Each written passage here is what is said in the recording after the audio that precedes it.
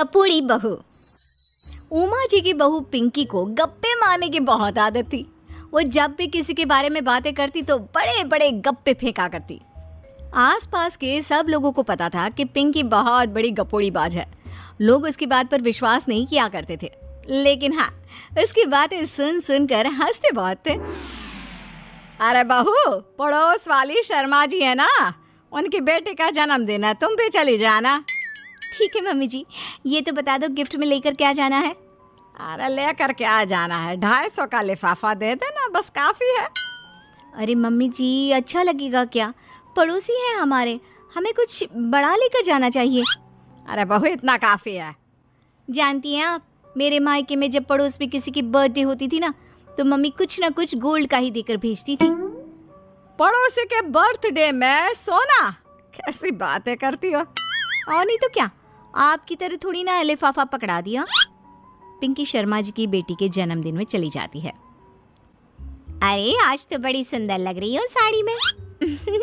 जी मैं तो लहंगा पहनकर आने वाली थी, मम्मी जी नहीं मानी। अरे बेटा, बर्थडे पार्टी में तो साड़ी चल जाती है, मेरा मतलब कोई शादी थोड़ी ना है। कैसी बात कर रही हैं आप आंटी जी? मेरे मायके में तो छोटे छोटे फंक्शन भी हम लोग लहंगा बनवाते थे बुटीक से, डिज़ाइन करवा कर। चाहे पड़ोस में किसी का जन्मदिन हो, मेरी मम्मी हमेशा बुटीक से नया लहंगा डिज़ाइन करवाती थी। मैंने तो ऐसा कहीं नहीं देखा, ये तो तुमने आज बड़े कमाल की बात बताई। अरे जाने दीजिए, कोई बात नहीं। और बताइए, आपकी बेटी नज़र नहीं आ रही? अरे भाभी, मैं यहाँ हूँ, ये देखिए मेरा ड्रेस कैसा लग रहा है? ठीक ही है, मतलब बर्थडे के हिसाब से थोड़ा हल्का है ना। अरे भाभी, इतना सुंदर गाउन पहना है मैंने। मैं ना शादी से पहले अपने बर्थडे पर हमेशा जरी वाला लहंगा पहना करती थी, यही मैं तुम्हारी मम्मी को भी बता रही थी।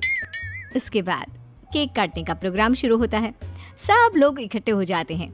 शर्मा जी की बेटी का केक देखकर पिंकी से रहा नहीं जाता। उसके अंदर का गपोड़ी बाज बाहर निकल कर आ जाता है। अरे इतना छोटा सा केक! अरे बेटा, मेहमानों के हिसाब से ही है, जितने लोग इतना बड़ा केक। आंटी जी, कम से कम 4 या 5 मंजिल वाला केक तो बनाना चाहिए था। आपकी बेटी का बर्थडे रोज रोज थोड़ी ना आता है। मेरे बर्थडे पर हमेशा पापा 4 केक बनवाते थे, सारे केक 4-4 मंजिल के होते थे।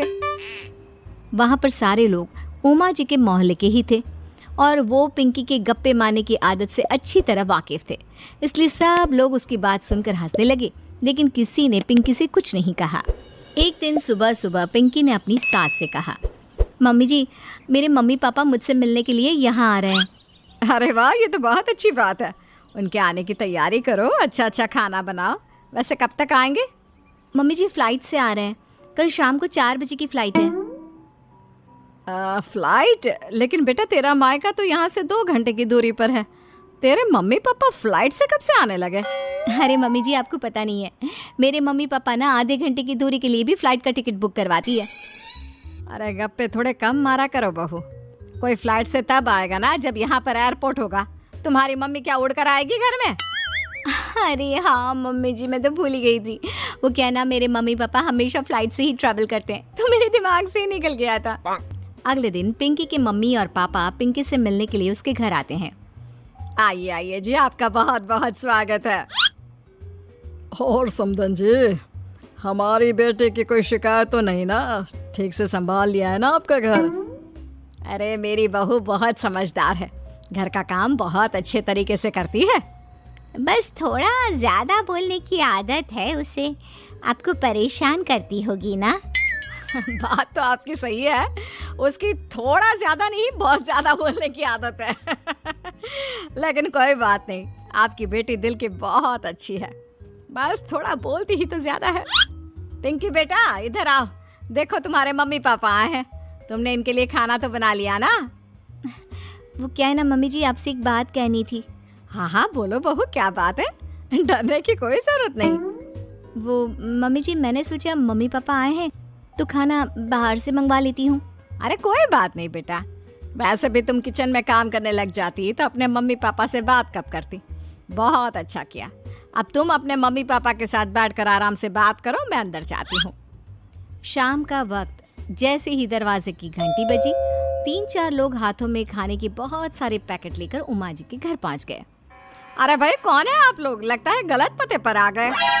नहीं माँ जी, हम तो खाने का ऑर्डर डिलीवर करने आए हैं, यहीं से बुकिंग मिली थी। अरे नहीं, आपको कोई गलत फहमी हुई है।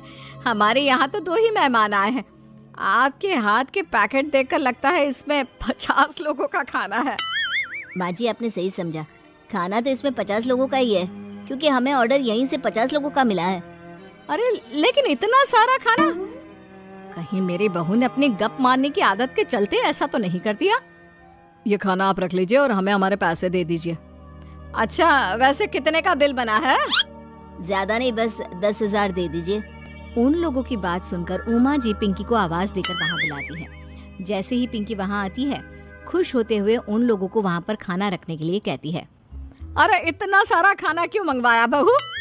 अरे मम्मी जी, मैंने आपको बताया तो था, मम्मी पापा आए हैं तो मैं खाना बाहर से मंगवा रही हूँ। ये बात सही है बेटा, लेकिन 2 लोगों के लिए 50 लोगों का खाना? अरे मम्मी जी, कुछ कम पड़ जाए तो अच्छा थोड़ी ना लगता है, और मेरे मायके में तो ऐसा ही होता है, एक्स्ट्रा खाना मंगवाते हैं हम लोग।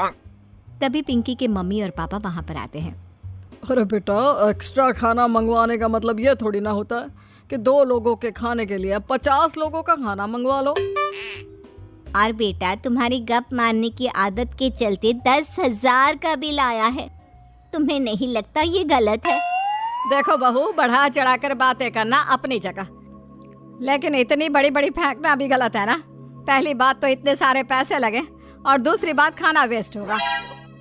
आप लोग ठीक कहते हैं, मैं आज के बाद अपनी इस आदत को कंट्रोल करने की कोशिश करूंगी और अब से गप थोड़ी कम मारा करूंगी। पिंकी की बात सुनकर सब लोग हंसने लगे।